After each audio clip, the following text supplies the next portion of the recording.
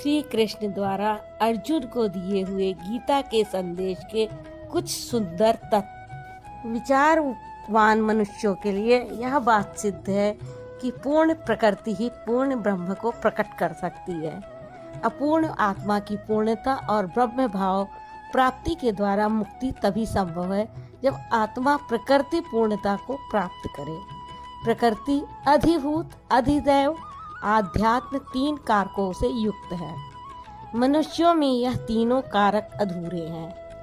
आधिभौतिक, आधिदैविक और आध्यात्मिक पूर्णता मनुष्यों को प्राप्त होने पर आत्मा, मनुष्य जीव ब्रह्म रूप बन सकता है।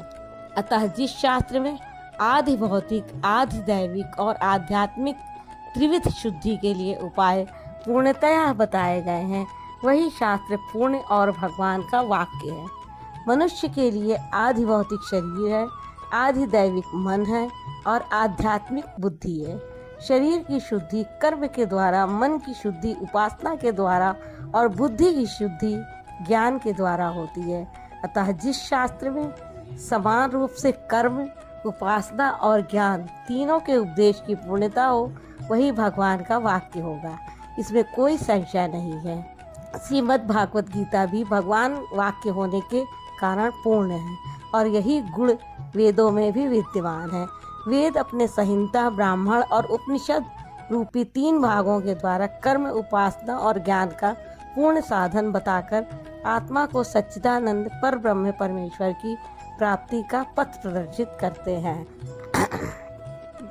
गीता की एक विशेषता यह है कि गीता में भक्ति के 6 अध्याय कर्म और ज्ञान के बीच में रखे गए हैं, क्योंकि भक्ति में बद्ध में होने से कर्म मिश्रित, शुद्ध और ज्ञान मिश्रित, यह तीनों प्रकार की भक्ति सभी मनुष्यों का कल्याण कर सकती है। भक्ति सभी साधनों का प्राण रूप है, चाहे कर्मी हो चाहे ज्ञानी हो। भक्ति मध्य में ना होने से दोनों में बंधन की आशंका रहती है।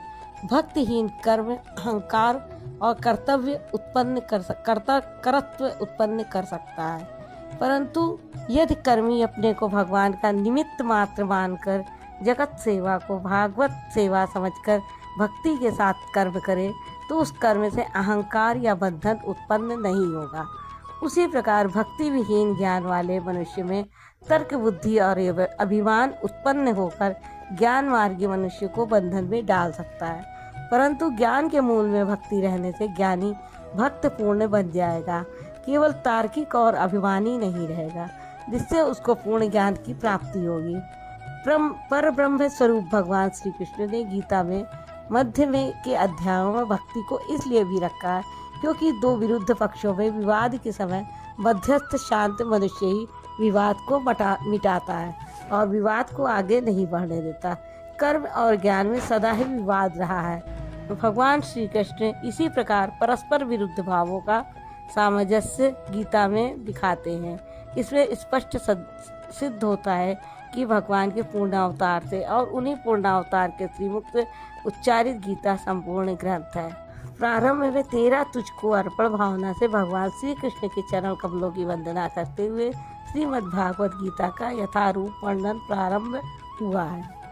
गीता एक पूर्ण ग्रंथ है, इसमें संपूर्ण उपनिषदों का आध्यात्मिक ज्ञान सारतत्व में प्रकट हुआ है, इसलिए गीता को गीतोपनिषद भी कहा गया है। कर्म, उपासना और ज्ञान तीनों के विज्ञान का अंश और तीनों का सामंजस्य गीता में प्रकट है।